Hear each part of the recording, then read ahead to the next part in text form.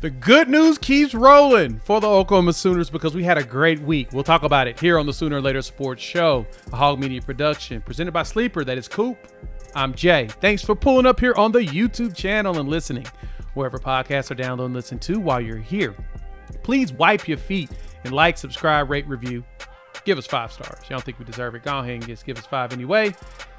And gift it. So on today's episode of the Sooner or Later Sports Show, me and Coop got a lot of great things that we're going to dive into, like the initial availability report, which honestly looks a lot better than I anticipated. We're going to talk about the Missouri versus Oklahoma matchup, and we're going to dive deep into some recruiting because my goodness, the last week or two has been ridiculous. So sit back, hold your butts. We got a ride to go. Shout out to our partners at Sleeper. If you haven't checked them out for daily fantasy ball, of course, we've talked about it. You are missing out. They're the presenting sponsors. So use our promo code UNFAIR. They're going to match your first deposit at 100% up to $100. Plus, give you $20 just for checking them out. Let's go over there and check them out on the Sleeper app. Coop! Happy Thursday, man. We did it a little different this week, didn't we? You know, sometimes you just gotta mix it up, and we're usually a Wednesday and Sunday night treat, but you know what? A Jay and Coop Thursday night treat. It's kind of like finding old Halloween candy. It's like, yeah, I'm eating candy. Wait, how old is this Halloween candy, though? I always hide my kids' candy, and we find it around Easter time, and then I like dump it, and then we hide the Easter, and we find it around Halloween time. So it's a good rotation we got going on. Okay, because that kind of terrifies me that you just said, old Halloween candy, because I've come across old Halloween candy that was not edible, I guess you could say, but no, you just dump it in the bag and you give it away next Halloween, and it makes the other people's candy better. I'm trying to do service. So you're trying to. I like the psychology behind it. That makes sense. Shout out RDS. Make sure y'all butts are in the water. We try to tell y'all all season long, man, for real. Like, we know that things aren't perfect, but the water is still nice because this team has done a freaking fantastic job of just putting us at least in the position where we control our own destiny. Now, granted, we would have loved to not have to be concerned at this far in the season, but whatevs. Because the water is nice, the water is great, and we for real have we're having a year. We're having a year that I'm happy about. It's not perfect again, but we're good. But Coop, I wanted to jump off and start with the conversation around the availability report for this weekend. It started. We'll give you Wednesdays because we usually always premiere Wednesdays here on the show.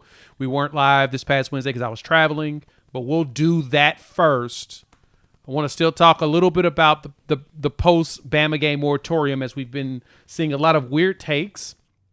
And then we're going to talk recruiting, because recruiting is for real on the up and up. Plus, we've been working on, shout out to my guy Topher. I'm not sure if he's in the chat modding already, but he's been building a little bit of a list for us to know who's all going to be pulling up. And, buddy, we've got ourselves a nice, fun list ahead of us. So, Coop, first and foremost, man, availability report. I'm not going to lie. I'm a little surprised by it. And the surprise I have is that it don't look that bad. What you think when you first seen this? Have you seen Florida's? Man, Florida ain't got any players on their team, bro. Florida looks like a moratorium for the Civil War. It's pretty bad. No, I mean, there's some names in here that I want to point out that are not on there. You don't see Jaden Jackson on there. You don't. Let's see here. You don't see Xavier Robinson on here. You don't see Taylor Tatum on here. And I know a lot of folks have been a little nervous about the running back health going into. And I don't know what that was, but definitely looks like you got your three old heads from the offensive line, which have been out all year. So that is what it is. But you got the questionable. I bet we see a little sliding and some more bold letters this week tonight. Probably see Javonte back at the doubtful. If not tonight, then tomorrow night. But you can't be too sad about this one. especially in No. week 11. Yeah, I think what's crazy on here is that you don't have X-Rob, you don't have Tory Blaylock on here. Now, let me say it this way for you all. Them not being on here does not mean they're not dinged up. It just means that they're playing in the game, regardless of their dings or not. Javante's dealing with a ding. He had the hamstring thing in practice. I think he may have pulled it, and I think he's just still fighting through that. But I don't expect Barnes to play for the rest of the year. Taylor Tatum he's dinged up, but he's not in a. It doesn't sound like he's in a circumstance where he can't play. He's actually in a spot where he's dinged up, but he's still playable. So that's the thing to understand about these availability reports is they don't put every injury on there. Another example is if you have a player that's done for the season, they usually come on the sheet once and then they're not on again. They don't have to be. Yeah. We're one of the teams that always abides by that and puts everybody on there. But I digress. This is a lot better than I anticipated. You don't see Jaden Jackson on there, so we hope that this week things go good. Unfortunately, Gentry's back on, in which I think he dinged something up in practice before going against Bama. R. Mason, I don't expect to see him until maybe LSU, maybe for senior night. He may try to give it a go. I don't know. As long as we win, if we win these two, we'll see him playoffs. But yeah, this is probably one of the better looks. And then, of course, the three linemen, they're going to try to play later in the year. Like they would be eligible around LSU. But I don't expect it either. So we'll see what's going on. Yeah. And I mean, at this point, you mean there's some teams that are a little bit more, I guess, not as honest, I guess you would say, with this. But really, you're looking here like you'd love to have Gentry as available whenever he's healthy. You don't want him to go out there and play for 2 plays and then get taken off the field. You'd love to have R. Mason on there. But the other 4 we haven't seen in quite a long time. And so I know that some of those names on there on the left side on the out. I mean, have we seen Jake all year? Yes. I don't think so. They played at the beginning of the season. They did. Sexton, yes, yeah. I think Sexton did. Taylor did too. I believe both of them actually got some snaps. Let me go look and see when they got snaps. I'll pull it up on PFF real quick while we look at this. But I do believe both of them did see snaps and the first couple of games of the year. And for a guy like Jake Taylor, like that's a right tackle. You're going to have him behind Foje, Simmons, probably Baklenko. So, I mean, if he's not fully ready to go and fully healthy, I mean, he's might as well just leave him there, right? And I know that Troy would be our backup center probably as soon as he's available. But yeah, no, this gets me excited. Like I said, the Florida one looks like a chapter book, and that has a lot to do with your coach getting fired and rolling out. But this might be the shortest Oklahoma injury availability report we've seen in 2 years. It really is. And I'm actually happy that we've actually at that point. So Jake Taylor has not played this season. So I was 100% incorrect. Sexton played 6 snaps against Illinois State, and that's when he got hurt. Okay. So, but I think the main thing here is that X-Rob as well as Tory Blaylock aren't on here. Neither is Taylor Tatum. So there's 3 backs that should have an opportunity to play. There's a good chance you'll see Jaden Odd as well. I know y'all don't want to, but you need bodies. Gabe Sawchuk, I expect to see him as well. I think Gabe and Teddy talked about that. Who could be the backs that would go in because our dudes are so dinged up. You're going to start throwing everybody out there. And it's just kind of the game's the game. Yeah. And so I'm hoping now that Taylor Tatum is not on here anymore, it obviously means he's not as dinged up. He's able to actually physically hit the field now. So we'll see what that looks like. You would say that Taylor Tatum has a lesser ding. Yeah. What you're telling me. I'll say his ding is lesser. His ding is at the point where he can actually hit the field. Pause. Very much pause. But no, it would be funny though, Boomer, that if this is a breakout game for him, I'm not gonna bank on it, but you never know. To me, throw him out there and pass protect. He protects real good. Start giving him 5 handoffs. Yeah. That kind of tells you exactly where the head is. If you're willing to go out there and block, because this is one thing about Missouri, and we'll talk about them going forward. I've listened to a few previews. Is Missouri likes to isolate your running backs with their linebackers, and they blitz like crazy with their linebackers and their safeties when they can isolate the running back. So running back ability to block is going to be critical in this game because that's how they play the game. So I do like that.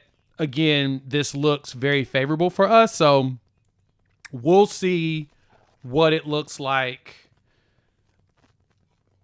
tonight at the 7:10 mark. We should be live for that to be able to talk through it because we got a lot of recruiting to talk about because it's been a massive influx of predictions and commitments out of nowhere. Players I wasn't even prepared to even talk about. I mean, a prediction came, but 27 is shaping out to be an insane class for Oklahoma. Before we get to the recruiting side, though, I still want to go back to this Bama game real quick. Thank y'all for pulling up. Hit the like button if you're new to the channel. Subscribe, rate, review. Give us 5 stars. Coop, it's been funny seeing the response to Oklahoma winning that game. I think that's probably one of the funniest parts about all of this is that so many people are like, Bama lost this game. Oklahoma didn't really win it. They gave it to Oklahoma, blah, blah, blah. And I recall you making a statement about this game. I don't know if you remember, but this game wasn't as cut and dry as people believed it is when it comes to Alabama just winning it. Not sure people realize this, but if you go into the third quarter, after they scored their touchdown, what's that with 7 minutes left in the third quarter? Do you know Alabama did not pass the 50-yard line after that for the rest of the game? Yes. And again, as a fan, your number one, I guess, goal for yourself is to say it wasn't as bad as it seemed, right? So You're going to go in that way. But if I'm looking at the game, OU led, I mean, all but, I'm trying to see here, 3:11. So it was 7 minutes left in the third and about 13 minutes in the fourth. So that's 9 minutes? Yeah. So last time I checked, you don't win games by scoring or by a lot of yards, right? You don't win games by passing yards, rushing yards, any of that stuff. It's points. Like, that's it. And a lot of defenses, you got the adage of bend it but don't break. You got the situation where people play great between the 30s. This was one of those games to where OU took what they've been doing. I said it last week with, or earlier in the season, teams were not willing to take a shot. They weren't willing to try to go do something. They weren't willing to press what they were good at. And so they were just dinked and dunked. We low on the yards, low on the points. We won the games. The past couple weeks, Ole Miss, Tennessee, Alabama, they said, no, we're gonna do what we're gonna do. And they didn't play conservative. They went after it. Now the turnovers start coming up.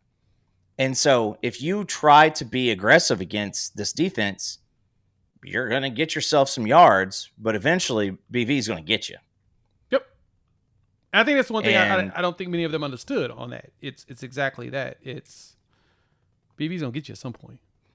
And it's not like any of the turnovers where a dude was running and he just dropped the ball and it wasn't a forced turnover. Like, every single one of the turnovers were forced turnovers. The blocked field goal was a play by Taylor Wine. So when you make plays to prevent the continuation of possession or to prevent points, that's your defense making a play. That's your team making a play. That's not their team letting it go. And so it's the Cope has been crazy. I've seen a lot of coping here, and I think that the playoffs are kind of making a lot of fan bases go to the coping route.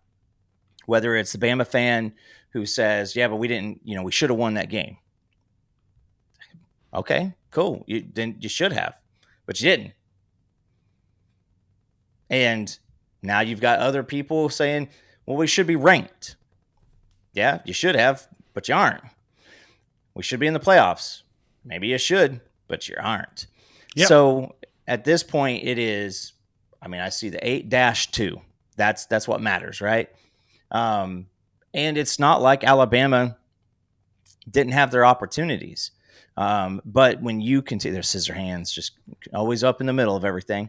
But when you continue to always, do the same thing, this defense has been the difference maker for this team. Week 1, week 2, week 3, all the way now.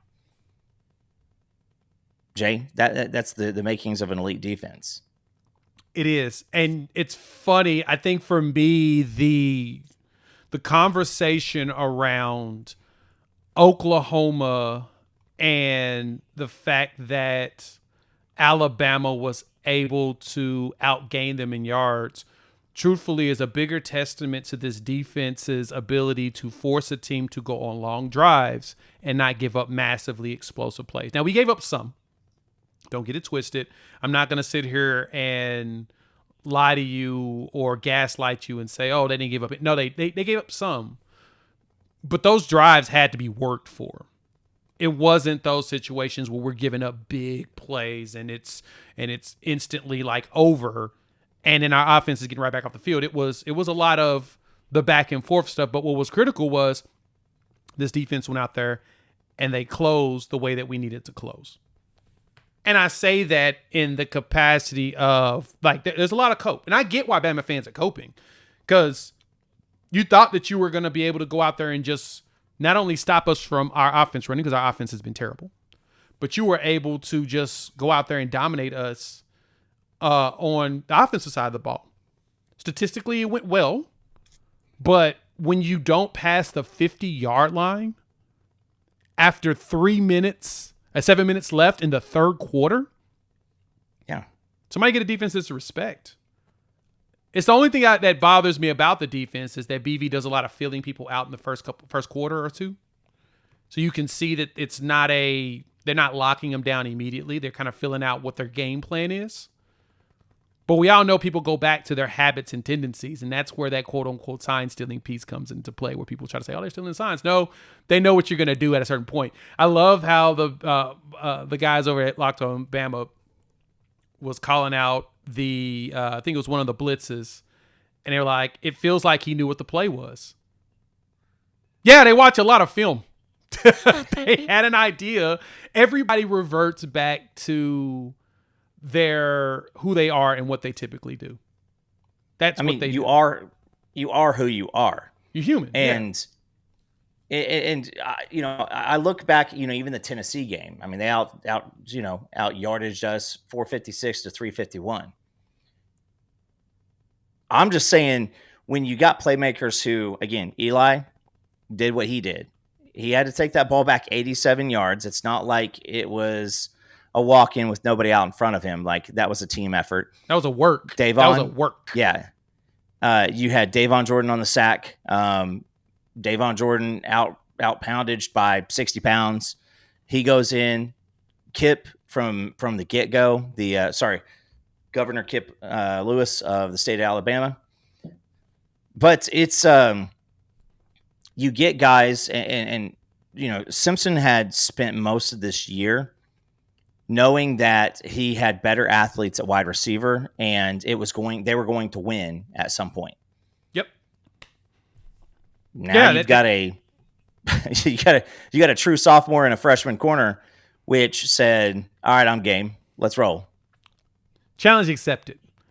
And of course, you're seeing out there, they're getting their accolades, not as much as they probably should, but they're getting accolades. Saw some highlights of Eli, seeing some highlights from PFF on Cortland. That's the position that we have been probably the most concerned about in the BV era, that we've been hoping to get better. And now we're getting so much closer to having that elite setup on the defensive side of the ball. So I'm pretty excited about that. I kind of wanted to talk and file that grievance there because it's been funny seeing the Cope with it. And don't get it twisted. Bama's a really good team. When they're on, they're on. I just felt like they hit a wall of a defense that was truthfully prepared to slow them down or stop them. Like you're not that Alabama offensively this year with Ryan Grubb as well as Kalen DeBoer running that offense. It's like playing defense against one of the superstars in like basketball. So it's like playing against Kobe in their prime and Tracy McGrady. These dudes, Allen Iverson. I mean, you go on a list of a lot of these great players. Not saying this is all-time great offense, but my point is, when going up against players that good, T-Mac, Kobe, you're never going to stop them from scoring. Your job is to make it as difficult as possible to get the points they get and take advantage of the misses. Like you want them to go 8 for 28. You want them to go 7 for 19. Numbers that way you have 12 rebounds or 14 rebounds or 16 rebounds to get your team extra possessions. You can't stop them from making, 7 to 10 buckets, but you can make them do it over 30 shots, which is not good or efficient. But like I said, they're still going to finish. Like I always crack when people say certain players are finished. Oh, they finished with 35. How many shots they shoot? They had to do it in 40 shots, 45 shots. It's kind of a win for most defenses. And another thing is the outside perception of OU this year was going to be a 7-6 type of a season, right? Like nobody thought that this team was going to be anything. And so the fan bases, especially, a lot of the casual ones, but they didn't expect OU to come into your crib and to punk your offense, which has been doing pretty much whatever they wanted. Yep.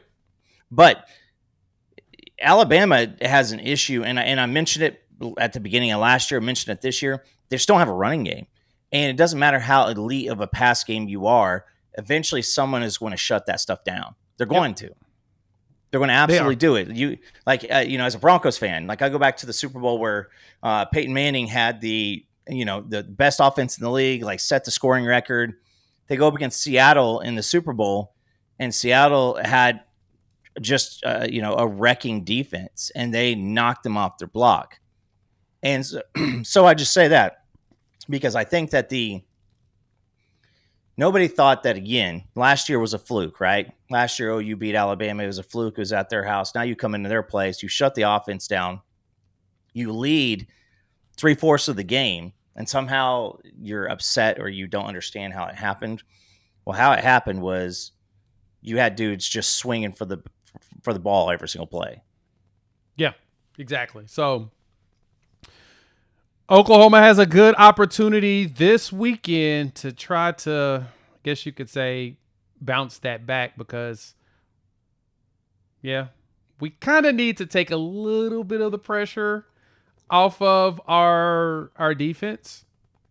And I think they will. So, but of course, one of the best parts about winning games, going the record that we have, Coop, the best thing about that is recruiting starts to show up. Look at some of these recruits. I got a long list of them. Shout out to our people over there, our people over there at the Covered Wagon Recruiting. They've got all these players listed out for us. We're going to start scrolling through them from the last week or so. First, though, shout out to the partners over there at Sleeper. If you can check them out for Daily Fantasy Ball, of course you are missing out. They got some of the best odds and options out there. And if you use our promo code UNFAIR, they're going to match your first deposit 100% up to $100. And they're just going to give you $20 just for signing up. So whenever we look at some of the picks here this weekend, we can look at some college football. They've got NBA, of course. They've got NFL. The good thing is you can filter all of it down quickly here, so we can go right here to the SEC. 4 games over the weekend that they're going to look at, of course, us versus Missouri. They're going to have, let me see, John Mateer at 223 yards. I'm going to take the more just because I think it's fun. And I think we should can we hold Hardy to no touchdown? It's going to be a tough one. I'm going to say less just because I'm feeling froggy. X-Rob should get himself a touchdown. And I think Kevin Coleman should get some yards at receiving because they'll probably get about 30-something from a couple of their receivers just because we'll let them have a few yards here or there on the underneath. And I want Satania to finally get another touchdown because we need one. So pick 2 or more players, pick more or less on the stats, and you're hooked up. So check them out. Use our promo code UNFAIR. They're going to give you $20 just for checking them out. Plus, they'll match your first deposit 100% up to $100. Terms and conditions apply. See Sleepers Terms of Use for details. Thank y'all for pulling up. Hit the like button if you are new to the channel. Subscribe, rate, review. Gives 5 stars. Coop, recruiting has been lovely over the last 2 weeks. It's like every time I look up, there's another player that is getting a crystal ball here. So, of course, we came in here and you get the commitment from Jackson Stokes. We talked about him on the 7th. And then you started to see it for this guy, Taven Epps out in California. So I guess the first thing we got to do is give a shout out to Stacey Ford, Director of Recruiting, Player Personnel. Stacey is just that dude is killing it. I say, adjacent friend to the program. We need to get Stacey on at some point and just talk about stuff because you see a lot of the 27 guys, are from Cali. OU's always done a really good job in California. Guys like Tony Jefferson, always done really good in Florida, as well as, obviously Texas and Oklahoma. But you saw it as soon as the Bama game was over. Fools were FaceTiming. They were FaceTiming recruits from the Alabama sideline after the game. Tell me that they ain't all in on this. Wild to me that they were able that's what they were doing. Wild. I mean, that's just wild. They on the sidelines after the dub, they out there just, hey, y'all trying to come out here? Y'all trying to be part of this, part of what we're doing? And you can tell the players love playing for the staff, and that really helps with recruiting as well. And so Taven Epps, 4-star out of what's that, Tustin, California. You start to get a whole bunch of drops. And for the uninitiated, he was a Texas commit. Yes, he was. The Longhorns had him committed. And so then we've starting to see our guy, Messiah Mickens, the running back out of Harrisburg, Pennsylvania, decommitted from Penn State. And now he has opened himself up for the opportunity to play a few places. Yeah, he's down to Ole Miss, Illinois, or Indiana, and Oklahoma. Still kind of blows my mind. But when you look at some of the names on who's predicting, typically if it's a guy out of region and somebody in their region drops the crystal ball, like no offense to a guy like a Brandon Drum, but if Brandon Drum predicts a guy out of Virginia, like grain of salt. But then if an analyst that covers the Virginia area drops it, then that's when you start going. And then also Wilt Fong, Gorney, the Sam Spiegelman, those guys are the ones that that's what they're hearing, and they're hearing multiple stories in order to create their prediction. Yeah, especially if you got some guys like boots on the ground type people, like you mentioned. Like for Drum, if Drum says that we're gonna get an Oklahoma kid at Mustang, or UConn, or anyone in the Oklahoma City Metroplex, definitely going to take him and Thune when it comes to anybody in just the state itself. They've got the connections with the coaches and the players to where I'm like, okay, there's a very good chance that's going to go down. So yeah, I typically aren't going to ask any question when they're doing that. Then when you look at when Messiah was interesting, and this is back on the 12th. Then of course you got Michael Davis, the 4-star corner out of Phoenix. You start to see all these predictions, and I'm just like, all right, cool, that's going to be nice. You get more Taven Epps ones, and you get another one for Davis. I'm like, dang, man, that's going to be something big, right? Then that boy decides to commit. I was not prepared for this. I was traveling, and I look up. I'm like, wait, what? He committed? Yeah. Where'd that come from? And his tape is fun. It is fun, and shout out, our boy RDS kind of gave a heads up to me for this one. So again, a guy out of Arizona. You've got the you've got a couple. You got the twins coming in. This year out of Arizona on top of Newcomb, Jeremiah Newcomb. You got Newcomb out of there. So I mean, you're starting to see some of these guys outside, and it's really exciting because, I mean, you got Jandro, the twins. You've got Michael Davis out of Arizona. You're going a little bit further into California. Derek Johnson Jr. You got to, again, give it up to Stacey Ford, because that guy is pretty well known out there, and he's helping the staff quite a bit. A ton. So I really love Michael Davis's tape, and watching it, I'm like, yeah, that kid's pretty impressive. And he fits what BV likes at corner. He reminds me of Kendall Doby.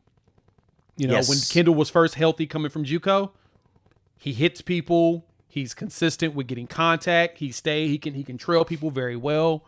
But the biggest thing is that contact is not something he fears. It's kind of like Cortland Guillory, right? Like you're starting to see a trend of the type of dudes they're recruiting, regardless of star status. You can tell that there's certain players they want to go after, and they're like, yeah, I want a dude that's willing to put helmet to people's chests. And so from there, you got another corner from 27 as you start to see a whole bunch of these CVs come in for Juju Johnson, another that's California kid at a Long Beach Poly, which Long Beach Poly is known, but you get Greg Biggins, a national guy. Same thing with Adam Gorney.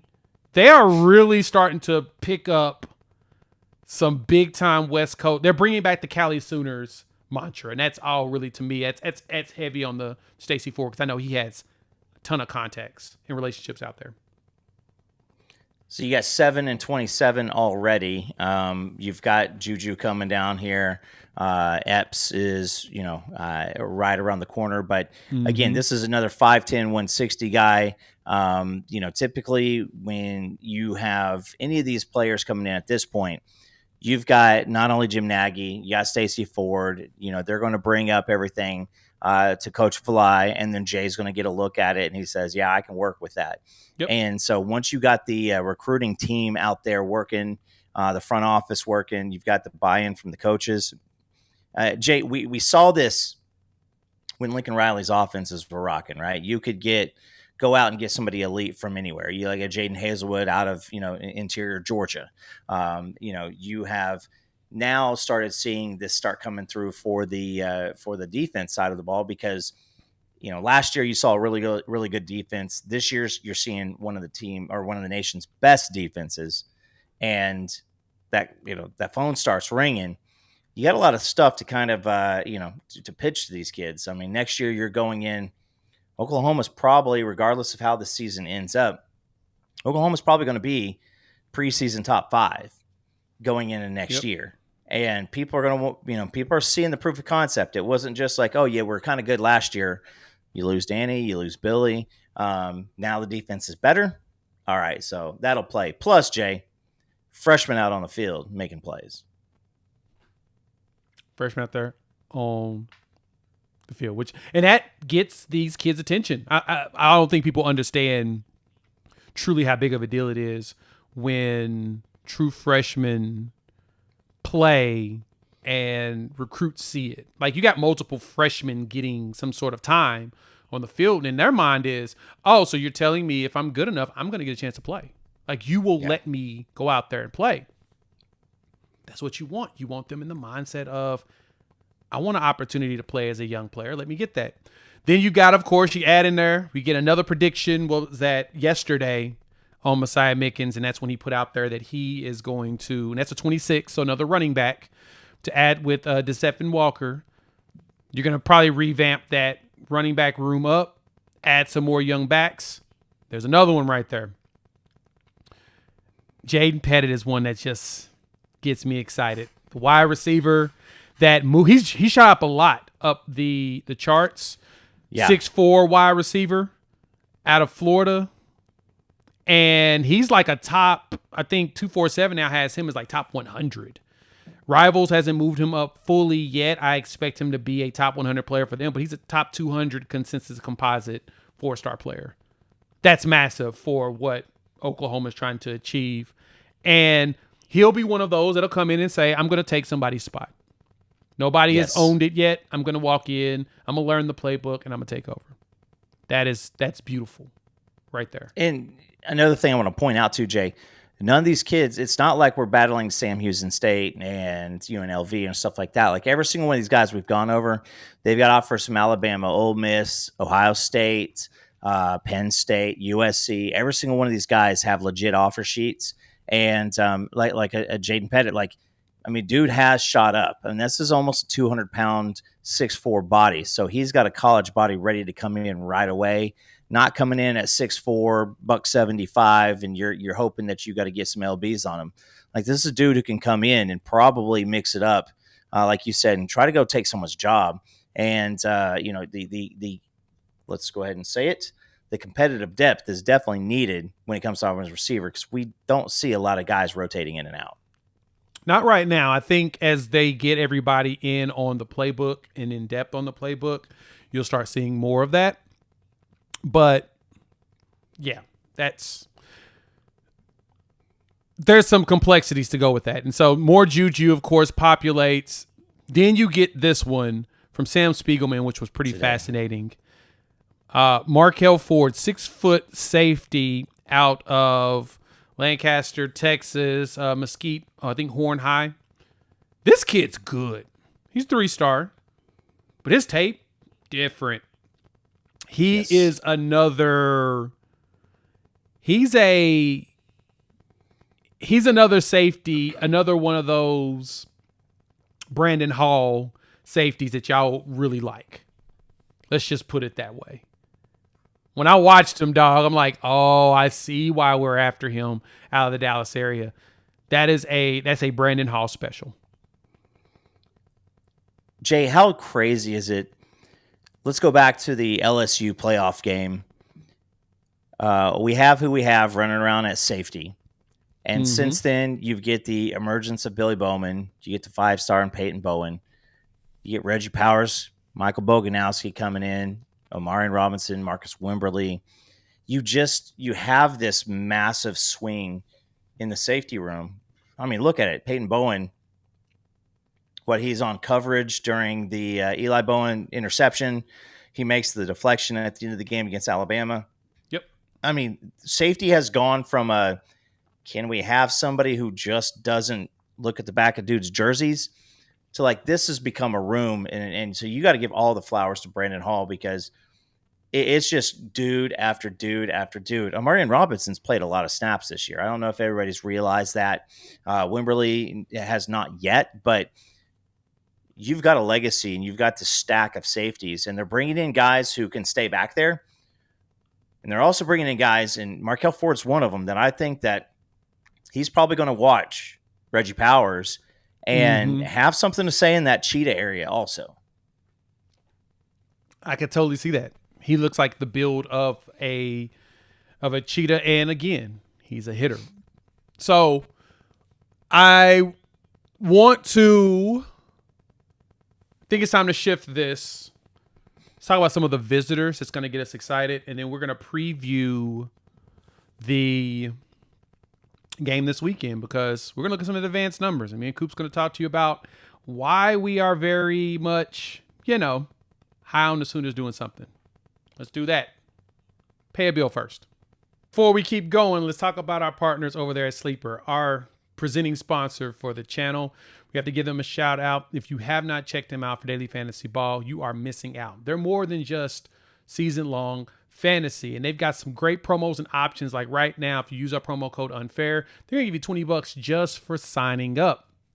And if you decide to make a deposit, use our promo code. They're going to match your deposit at 100% up to $100. And so all you do is go inside of the app, pick 2 or more players, pick more or less on their stats, and boom, you are in the game, and you can make up to 1,000 times your money. So turning those game days into paydays.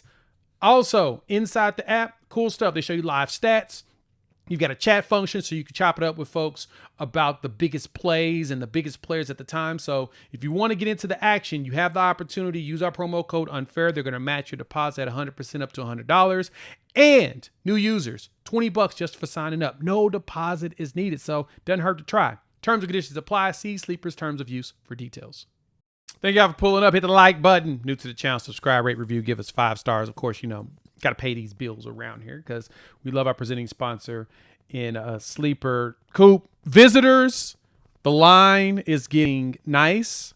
There's a couple of visitors that have popped up on the sheet. Let me go pull it up out of the Discord. If you haven't checked out the Discord and hung out with us, look in the description. There's a link that you can join the family and hang out with us. There's a lot of 7s, 28s. So you got a lot of players that, it's going to take some time before you really jump in, But I think there's 127, though, that jumped out to me that got me a little bit more excited than I probably should be excited about.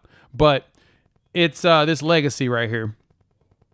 Yes. It is the kiddo of Eric Moore, former OU quarterback, son Trey Moore, pulling up to check out Oklahoma football. Coop, when you saw that, how'd you feel? I mean, first of all, Eric Moore, like going back to that era, like it also was not a great offense. But it continues to blow my mind. I see so many different athletes that I've grown up, loving and watching, whether it's basketball or football, baseball, Vlad Guerrero Jr. You've got, let's see, Carlos Boozer's kid is like projected to be a top 5 pick in the NBA draft, coming up here this year. Like, I don't feel like it was that long ago when I'm watching these guys. But this brought back memories. Used to work at the radio station, running the commercials, giving the time and temperature during breaks for the local breaks. And but yeah, I mean, this is one that I'm very, very excited about, and I got to think that he's being pushed by a lot of dudes, a lot of programs, and but when you grew up here and now it's his chance to be part of the OU name. Obviously, when Eric committed to OU, he didn't know the struggles they were going to go through. So this is, kind of his chance to kind of see his son be part of something big and something great. Good point. Didn't think about it that way, but you're right.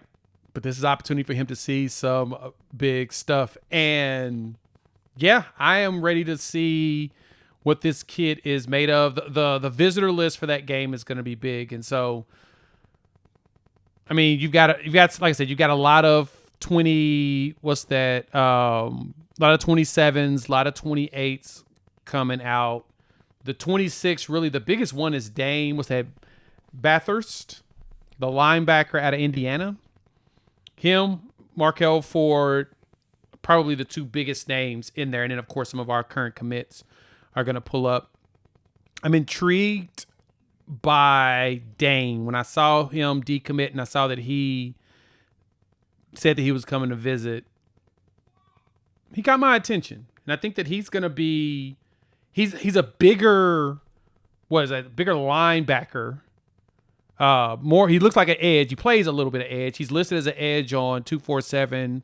Linebacker on 247, edge on 3 rivals. So I really don't know which one he's going to actually be, but kind of reminds me of a Kobe McKenzie style of linebacker, a little bit of a bigger dude. Mm-hmm. Obviously, how can you drop into coverage? Because whether you're at linebacker or whether you're a defensive end in BV's defense, you're going to do both. I mean, I see a lot of times where PJ is dropping out, on his own blitz. And so, but again, he's a guy that I think that the staff really, really wants. I know that we've been a little thin in the linebacker recruiting over the past couple of years. So you want guys who can come in and probably take some of the leaps that you need them to take because, it's not 100% given. What's Kip going to do at the end of the year? Is he going to go press the draft? Is he going to come back? I think we lose Kobe. I think that's a given. Yeah. Sammy O, he's going to be back. So you need some linebackers to come start filling in the voids. You do.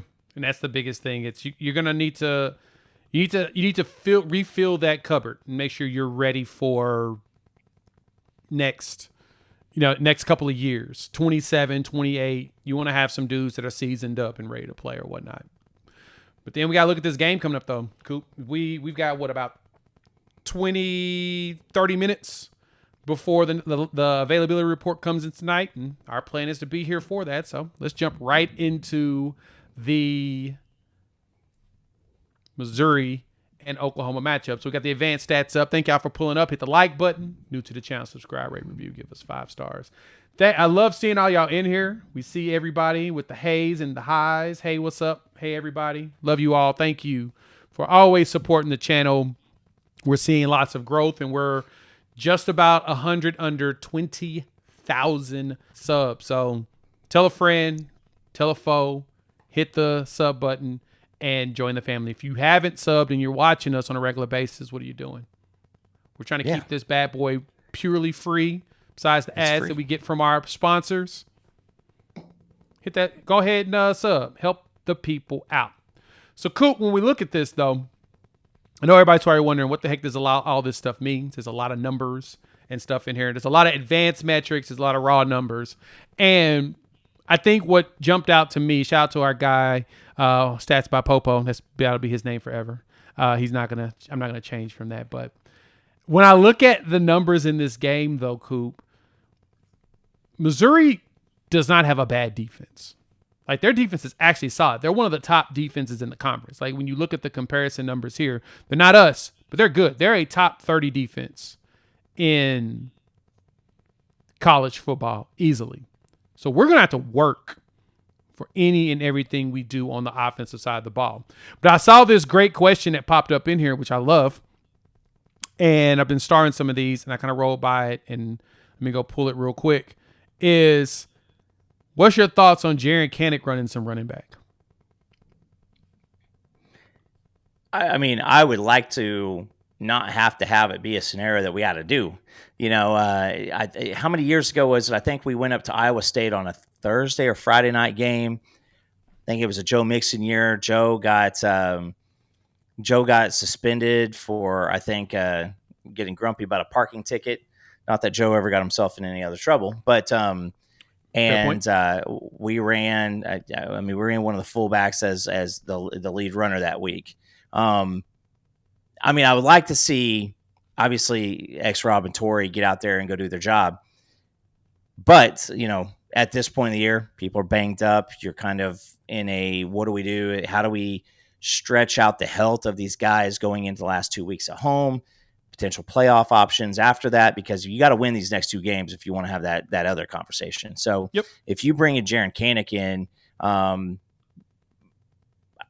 okay if he goes in the backfield, lines up as a lead blocker a few times, and then, you know, gets a couple carries on the outskirt, run a little, wide zone action on them, outside zone. But I would like to avoid it if we could, but you put something on film and people always got to be paying attention to it.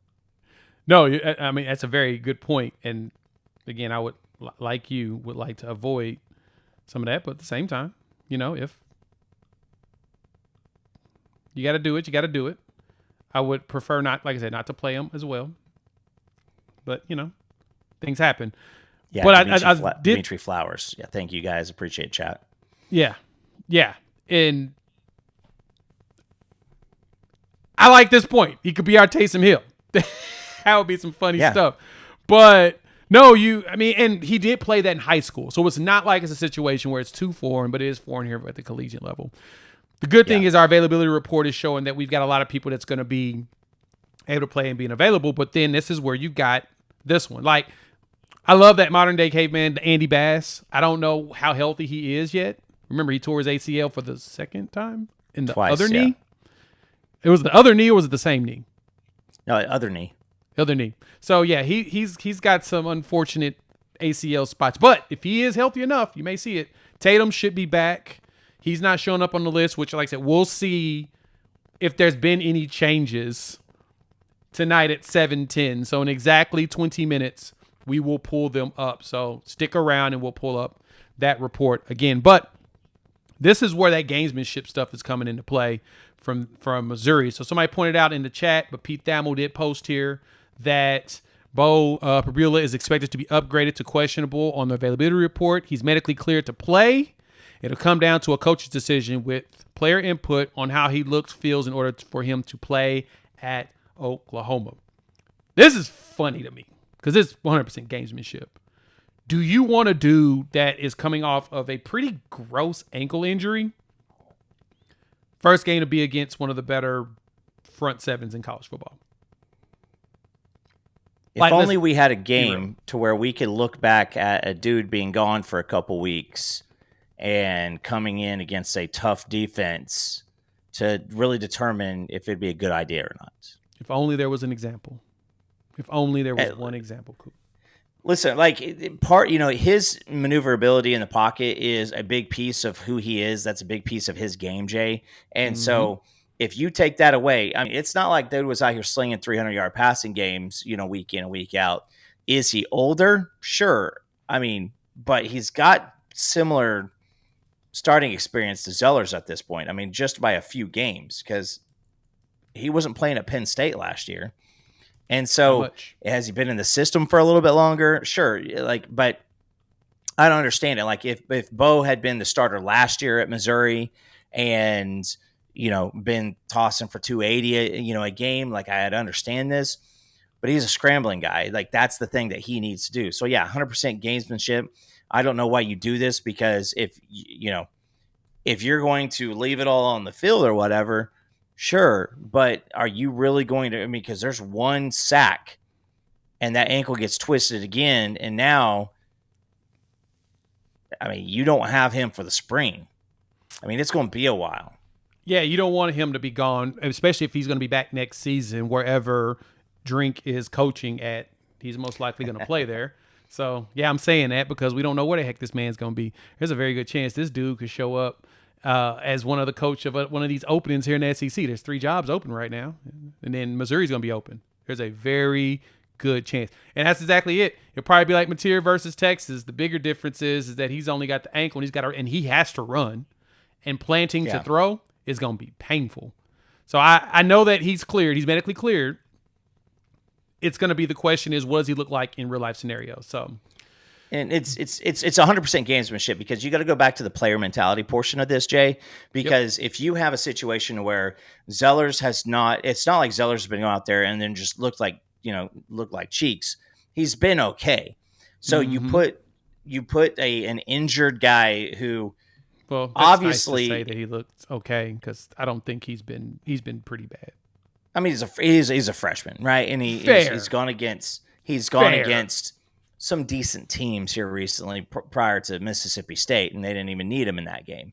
Now, they could have played Eli Drinkwitz at quarterback, and it'd have been the same outcome. Played me at quarterback, and we've been just fine. But I'm just saying, like, when you've got a situation like that, where if I'm Zellers and you're bringing this dude back who may be iffy, that there's one. I mean, your confidence takes a hit, and then you're playing out of like a different mindset. If dude gets hit, gets dropped out of the game, now you got to come in, because it's like, all right, we need you. He wasn't really ready, and you're like, okay, well thanks for taking my snaps away this week. Right. So I think it's 100% gamesmanship, because I just don't see him playing. It almost reminds me of I don't even remember what year it was, because Mason Rudolph's been in the league for so long, but there was a game against Oklahoma State at the end of the season. Mason Rudolph had an ankle. He was out all week, and then like Saturday, he's going to play. Yep. He comes in, and I'm pretty sure we held them under 10 points. And I think it was an I absolute do remember rout. It was an absolute rout. Dude was sailing passes into the second row. Like, it just wasn't it. And you're going to Norman. It'd be different if it's like, hey, we're going to try to let him gut it out. So, again, I think it's 100% gamesmanship. Eli Drinkwitz just doing nerdy Eli Drinkwitz stuff. It's pure gamesmanship. Like I said, I get it. I totally get it. That's kind of the glad we'd never do that. Never.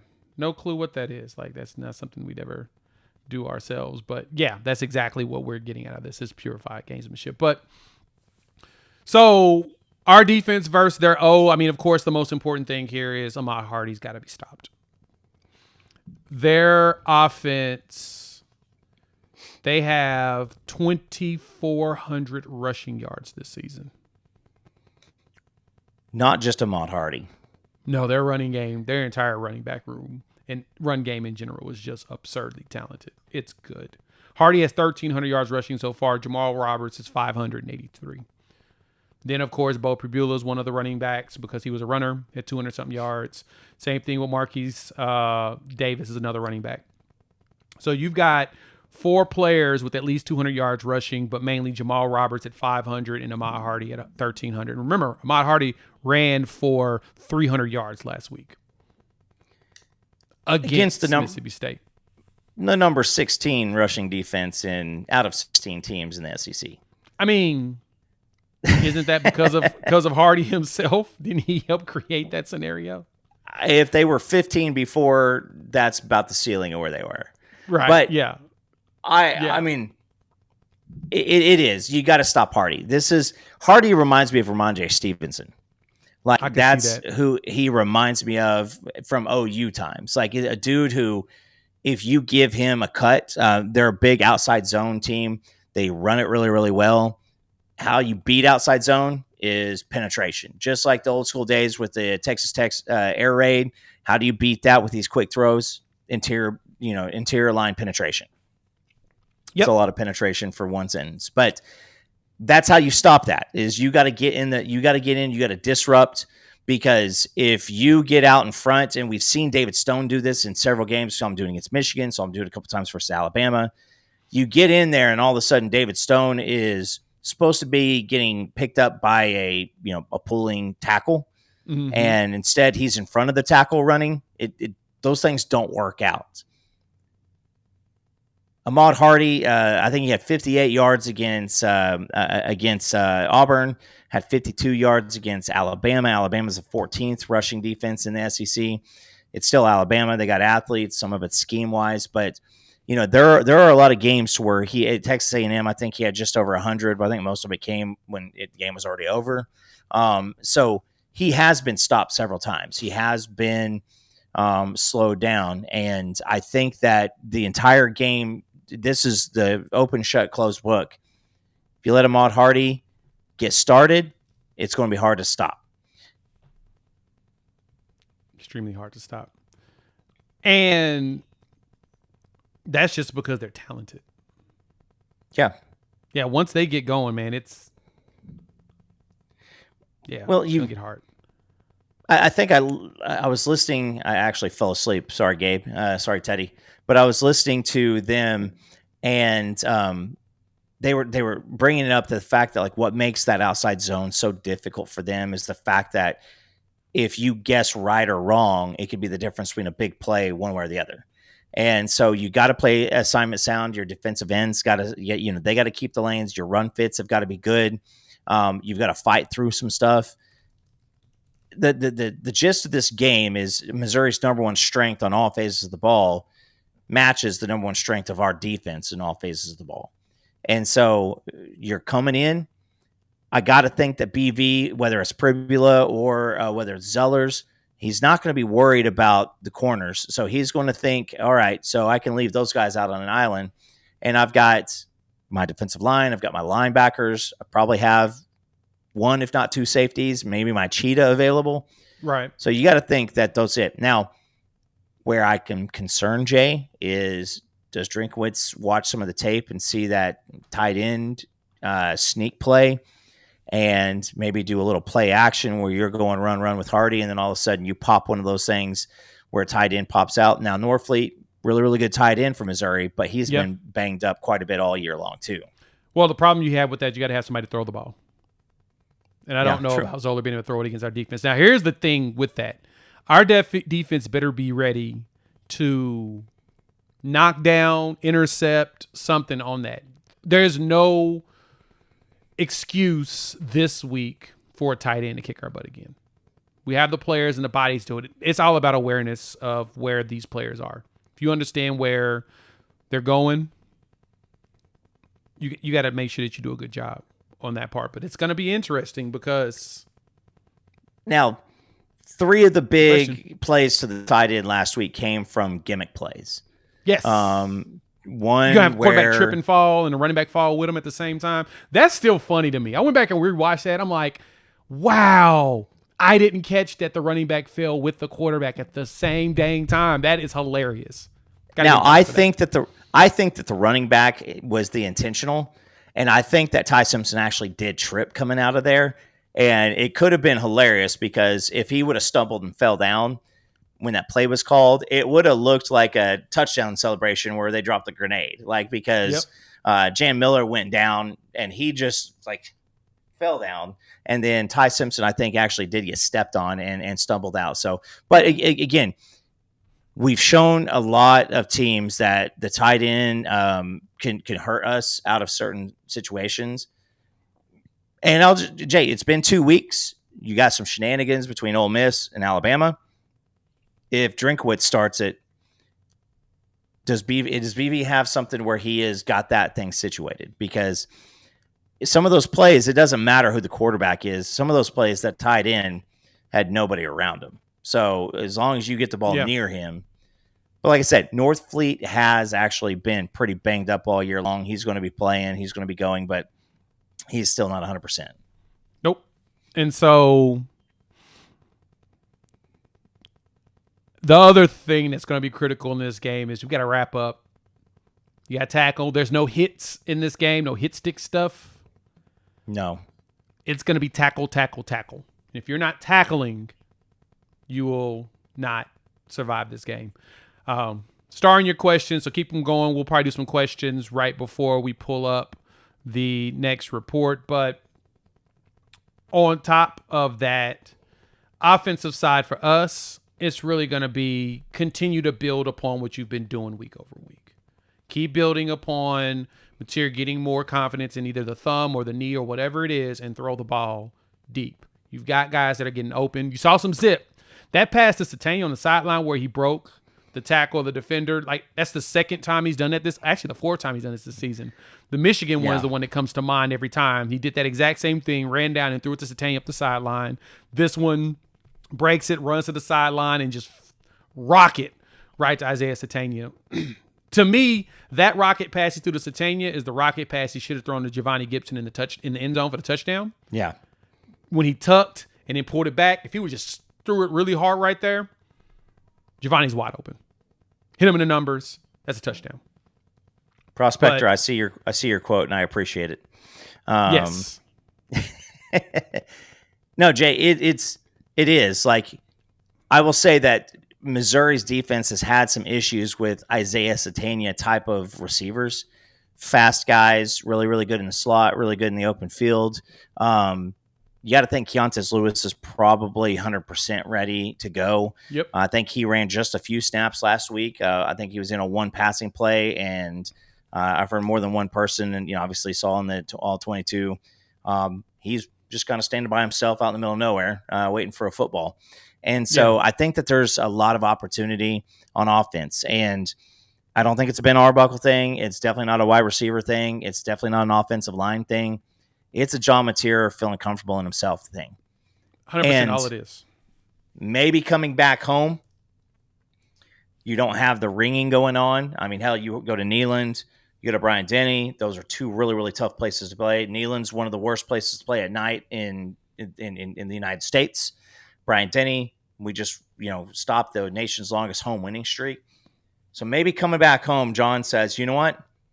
I'm going to trust my teammates because throwing something to where Giovanni Gibson, can go up and make a play, throwing a ball and saying, Dion, Isaiah, like just get there, finding that comfort in Kanik and Satania, or Kanik and Keontae Lewis. Yep. Like he's going to have those options. And I think if you do have some banged up running backs, there's two ways that John Mateer can help that situation. Number one is with his legs. Take off if you got a good idea, go for it. But then also, let's let the ball flip a little bit. And I'd love to see that our offense start fast. I brought it up in our Discord that we one time this year we've scored with our first possession in the second half, but 4 of 10 times we have scored with the first possession of the first, of the game. And I think it's 4 touchdowns, 4 field goals. So you can go out and make them start chasing you on the scoreboard right away. And Missouri has had the propensity. They gave up 21 to Kansas in the first quarter. Yep. They gave up 10. I believe they gave up 10 in another game that they won in the first quarter. So you can get out there and do it. Don't let them settle in, because that defense, you let the defense settle in, and it gets a little bit tougher. It does. It's really tough, and that's the one thing you want to avoid. And it's funny when you think about the game. I've seen so many people say that they want us to get the ball first, go out and score, and then have them chase us. I want a defensive stop to start again. I want us to stop them on defense like we did Bama last week, and that will make me feel more comfortable. I want to see the defense actually be able to stop them. Win your possession. Score. Yeah. Win your possession. Because I mean, listen, we don't get to pick which side we get. That's going to be Missouri's choice, because they're the visitor. They're going to have the coin flip. If that's the case and we get it, and then that's going to be the team.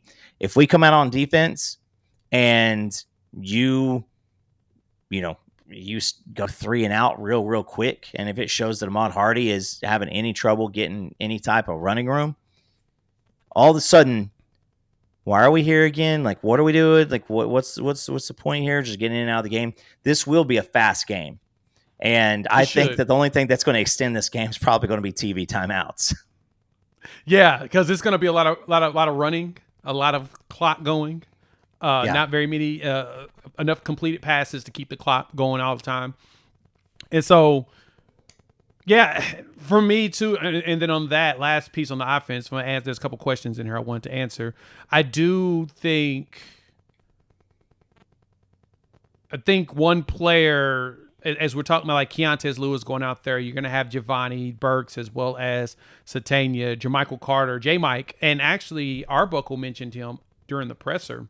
He talked about how J-Mike's been coming along, especially in practice, and how happy he has been with his play and how he's been coming along. He had a good catch against Bama, and I think that he's probably going to likely see two good ones. He's going to likely to see a lot more time. Actually, it was back-to-back catches. Now I think about it. It was. He had 3 total catches. 2 of them went back-to-back. Yeah, he's going to start seeing a lot more time, especially as I don't know if Giovanni's back to his comfort zone just yet, especially going deep. But I can see J-Mike on some deeper post. I need to see Mateer toss something deep again. That's where we need. And I think J-Mike's the one. Him and Satania are the ones you need to go deep on. Give it to Burks in space and let Burks kind of run like he did against Bama at the beginning. And Jay, I will say that that's a big piece. Is there have been several teams. Kansas did it early. A&M did it recently.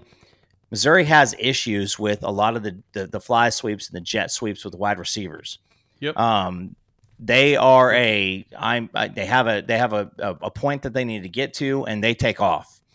And so we have ran several of those, not only with Satania. Satania had a great one. I think it was the longest rush of the day against Alabama. But you've got Burks also. I think you set yourself up for success. I don't think that we've seen Burks have a lot of struggle bus moments when it came time to blocking at the receiver spot. That's been the difference on some of those tunnel screens, some of those wide receiver screens. It's not been good when Burks has been out there blocking, and also Mateer's been pretty inaccurate when he's been throwing those things. So the whole game is, you want to force them into issues. You want to force them into tough situations. You want to force small errors here, there, everywhere when they're on offense.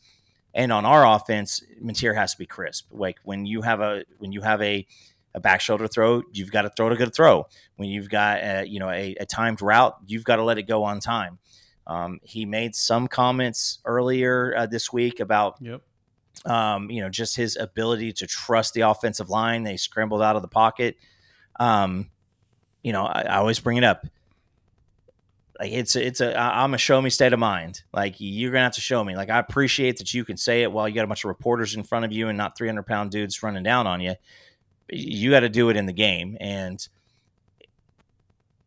Jay, if Mateer plays good, we win this game. If Mateer somehow gets after it and gets some of that Auburn, Michigan feel to him again, I think that you approach a 3-score game. I agree 100%. So, good question here from Travis. What do you think about the blindside block call against us?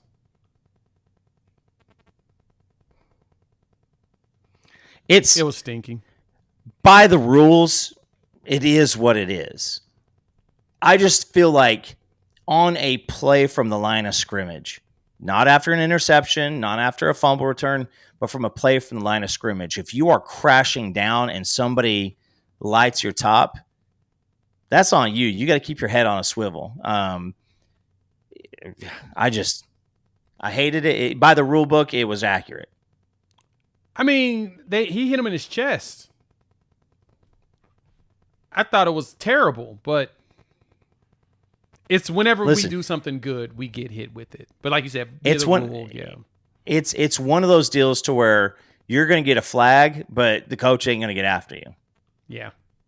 No, it's a fair point. That's a very, very, very fair point. We got, is Green still at Mizzou? Yes. Yes, Caden Green is there waiting for us. And the availability report dropped. We add an additional player on the list. Heath Ozida is now doubtful for the game. Okay. Must have got hurt in practice. Kind of seems to be a trend. Why is it another damn offensive lineman? That's all. But it is. That's exactly what it is, man. I mean, I guess feel bad at for least Heath, man. He was playing. At least it's not a running back. Yes. At least it's not a running back. Silver lining. It wasn't a running back.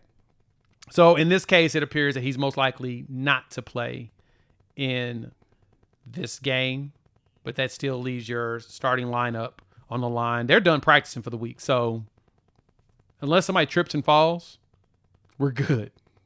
But EPL starts, right? You got him and Waywu as your guards. Michael is in the middle with Asusi Fogier or Derek Simmons as your outside guy. I'm expecting, I don't know if they're going to play. They may play Derek Simmons against this edge that Missouri has just because he's that good. Both of them are pretty good. I would say, I mean, it's almost like every single week you're getting one of these edges, defensive tackles, stuff like that. But Jay, I'm going to knock on wood here. We've played a lot of really good defensive ends, and these pups have done very, very well against them. It was the Ole Miss game when we played the stout D tackles that it actually hurt us. That was the game where our interior got their ass whooped, and where you saw late in the game, EPL come in and kind of take over. So, as of right now, I'm okay with that. Whether or not Fogier kind of acts, I guess you would say Simmons is going to kind of be the backup right tackle, and Fogier is probably going to be the swing left guard because if something happens to EPL or something like that. But I mean, if EPL is one of the dudes that hurts people, so maybe he's going to Ole and trip him or something like that. But yeah, I think. Again, nobody else moves.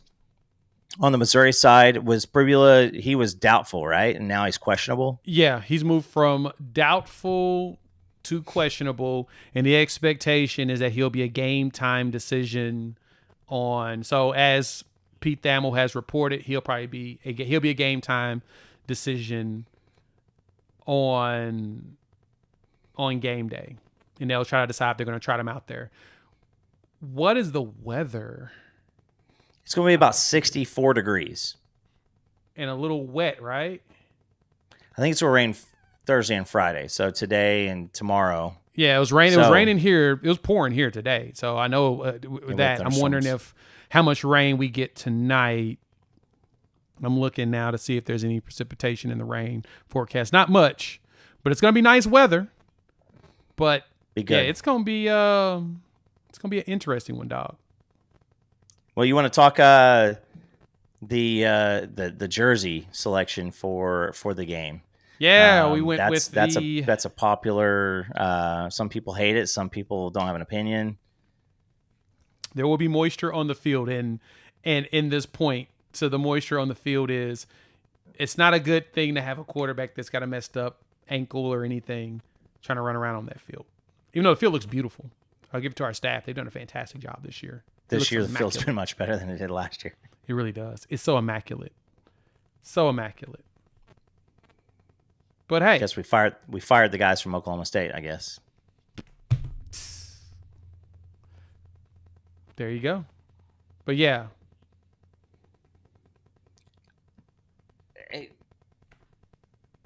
R. Mason, I mean, I'd love to have R. Mason back, guys, but this is a game to where I think PJ can, really do a lot. I would be surprised if there's more than 25 total dropbacks by the Missouri quarterback. And on top of that, none of those things are going to be deep drops. You're going to get a max 3-step drop. That's pretty much it. So R. Mason, the benefit, you would just have him out there not 100% making a lot of tackles on runs. I'd rather Marvin Jones Jr. I'd rather Adebawara be out there. PJ, that's he's shown that he is an actual asset when it comes time to the run block. And then Taylor Wine, maybe he just gets us that one play again to really light somebody up, and then we can get a defensive score. That'd be nice. We kind of need that. We're gonna need that. And Jonathan says he hates all the jerseys without names. I can understand that. Because it was, it was so weird. Even though this has been their tradition since forever, going to the Bama game and no names on jerseys. So weird. It never gets weird. It's never weird. Penn State, watching them on TV, is like, wait, they don't know names. It's USC. what they do. Yeah. It's just odd. We're not used to it. Yeah. I don't know, but I don't mind it when it comes to this one. I guess like the military appreciation or whatever. I wish it was at night though. I like those jerseys at night. Yeah. Now, like, I'm just gonna keep it honest. Like, I think when you got teams, Michigan, Ohio State, Oklahoma, Texas, Alabama, you got two jerseys. They've been the same two jerseys you had for, a century. So that's kind of where I'm at right there with that. I'm glad we don't, shenanigans it up and have like 14 different outfits. Yeah. But, if you're going to do a military appreciation one and it's for a reason, I'm okay with that. Yeah. I can't argue it at all. Chuck, what's good, my guy? Thanks for pulling up. Is Ott going to get some playing time? I do think they may play him. He's an available body. He's going to do the Jam Miller running back fall down play. That's the only play he's going to get. That would be hilarious. No, but on a serious note, on that, put him out there to block. He blocks. You give him 5 handoffs in a row. Straight. I mean, no. The dude has no intention to do anything physical. And you're going to be like, hey, dude, we need you to block so that John Mateer, who's hurt, doesn't get hurt anymore. Again. That's where I'm like, Again, prove yourself. Mainly because this squad, this specific Missouri team tries to isolate your running backs. And they blitz the linebackers. So let's go for it. I'll take it.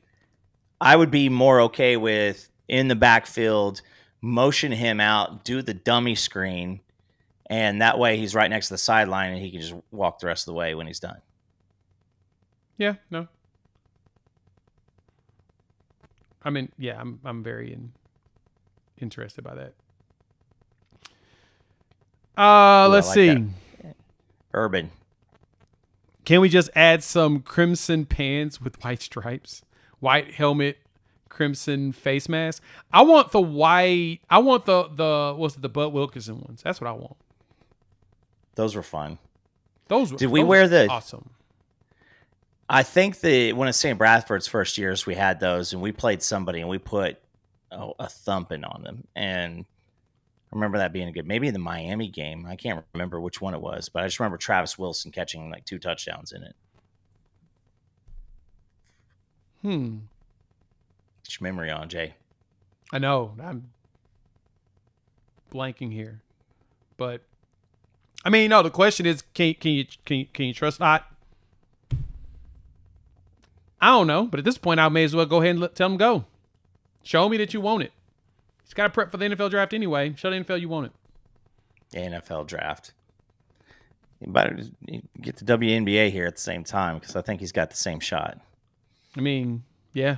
You got Jim Nagy's going to be right. You've got Nagy right there with you, who has all the connects and stuff. And the biggest thing is getting you into the Senior Bowl.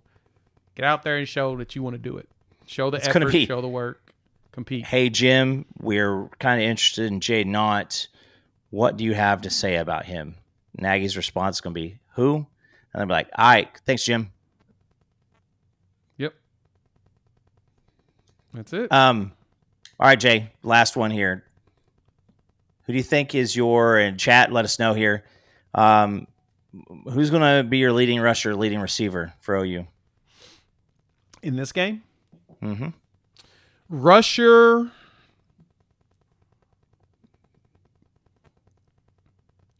I think Torrey Blaylock. I think he finds some holes, and I think with playing both, I think he barely squeaks out a little bit more than X-Rob. Receiving, Satania. I think he's just the default answer going forward because you can tell that he's the dude that Mateer loves. That's his dude. I actually made a short. I need to edit on that of Mateer's love for Satania because a lot of the big plays populate from that. So I would agree with you. Who do you think is the second most likely rusher receiver? Because I think second most likely, probably Carter at receiving. I can see that. And I'm going to go with Mateer at rushing. Ooh. Missouri's had some issues with the quarterback run, and I feel like, yeah. I love it. They're receiving some Kanik out here, some Kanik action. Hey, you might be right. Kanik has a very good chance of being the leading receiver in this game because I think that Missouri is susceptible to a tight end. So there's a good chance there. Kyle, you just kind of comboed up with here. He says Robinson and Jermichael Carter. Yeah. Not a bad shot. That's fair. Who's your leading tackler?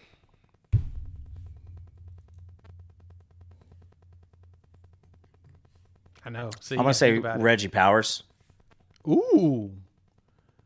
All of the we rotate so many, but the question is what position is going to have to do the most work on this run game because we know they're going to run it like crazy.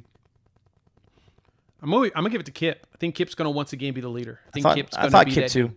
I'm thinking Kip's gonna be your leading tackler. I think what gives Powers the edge is I think Powers is also going to have a couple of pass responsibilities. Mm-hmm. So it might be a situation where Kip gets like 7 tackles and then all of those are at the line of scrimmage, and where Powers probably gets 6 also, and maybe 2 out in pass coverage. Oh, I'd love to see Stone. I love to see Stone just throw up like a 6. It's his birthday today. Everybody go to the Twitter app and X app or whatever we call it. Wish Stoney a happy birthday. Yeah.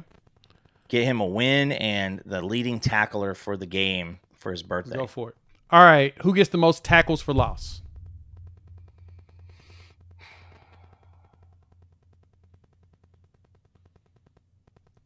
The BV stat. As y'all know, I'm big on the BV stat of tackles for loss. Who's going to lead us in tackles for loss? Because Of course, we're head and shoulders higher than anybody else in the SEC and borderline country when it comes to tackles for loss. Who leads us in tackles for loss in this game? Kendall Daniels. Ooh, you think he goes back there and get it? Tackles for loss. A lot of wines in here. G baby. I think it's gonna end up being wine. I can agree with the wine. Yeah, I think he shows up on the edge and gets that. It's gonna be tough. Heineke, if that's Owen, but yeah, I think it could be. If that's the case, I just say for one of the defensive ends to be able to be higher in the TFL spot, it's a combo of mixing and then also putting the offensive tackle in conflict or the pulling guard in conflict with really, really good run fits. That's how Taylor Wine, that's how a PJ, a Marvin Jones, that's how some of those defensive ends get some TFLs, is you fit the run fit and you're there early. Guys are going to be letting go of you to go get the free runner, and then now you've got the running back or wide receiver kind of in your eyes. It's true. Get Sooner Cowboy pulling up saying he needs to see some life. You see some life out of you, Sooner Cowboy. You've been very positive over the last couple. He was down a couple weeks ago, and then I'm saying we pulled him back in. Reeling him in with some happiness. Yeah. You all right? You good? How you feeling? It's not used to that. We're not used to the positivity. Well, the team has given everybody a reason to feel positive, so we're gonna get ourselves up out of here. We've seen availability report. We know who's what, and we'll have another one, of course, Friday. I'll try to make a video on that one Friday night if I'm around. But let's see where this team goes. Thank y'all for pulling up. Hit the like button. If you're new to the channel, subscribe, rate, review, give us 5 stars. We are out, and we will see you all after the game. Enjoy your evening. Love you. Shout out Sleeper. Check them out. Help the fam. Link in the description below. We'll talk soon. Peace.